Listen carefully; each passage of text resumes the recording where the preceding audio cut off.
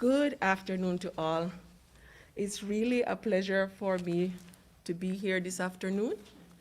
I take this opportunity to bring greetings from our PAHO WHO representative, Dr. Yictades Gebre, and our PAHO WHO director, Dr. Clarissa Etienne.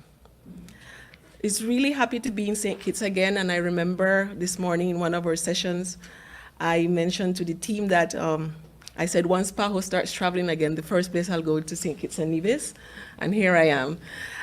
This is part of our continuous support that PAHO has been providing to the countries in response to the COVID-19 pandemic. And in this particular occasion, what we're targeting our mission is to address the issues related to the concerns related to vaccination. So our mission is to have some sessions with the nurses and the medical staff, sessions with the pediatricians and the people that work on the pediatrics ward. We are also we're also going to see how data is collected and how it's being registered. We're also going to look at the cold chain management. And we're also going to have at the final day some discussion on how the adverse events or associated to vaccinations are being recorded and managed. So we're kind of like going through the whole process of the vaccination program. One of the things I think I could not be here without noting is the vaccination coverage in St. Kitts and Nevis. So WHO General Director has made a challenge globally that by the end of September, all countries should have at least 10% of vaccination coverage overall. And the challenge is also that by December, all countries should have 40% overall coverage in vaccination. And the Federation of St. Kitts and Nevis on September 10th reached that target long before December.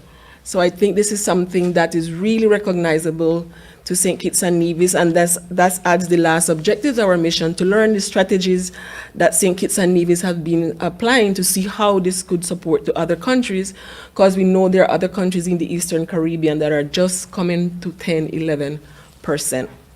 So the other thing that I wanted to take, one we had in our discussions this morning, is some of the issues or concerns that are now public's concern in terms of vaccine hesitancy. Because having reached 40% of vaccination, which is high, moving from there is going to be challenging to get above the 40%.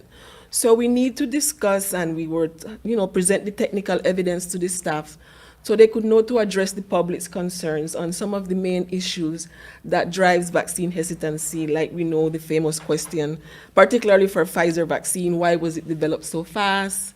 The other question as to what are the adverse or what are the main side effects? And other issues that we know come specifically on Pfizer related to DNA, etc. So this morning precisely we were able to have a very productive discussion with the nurses, presenting the technical evidence to support them in addressing these concerns with the public. So that's pretty much in a quick snapshot what we are going to do these 4 days.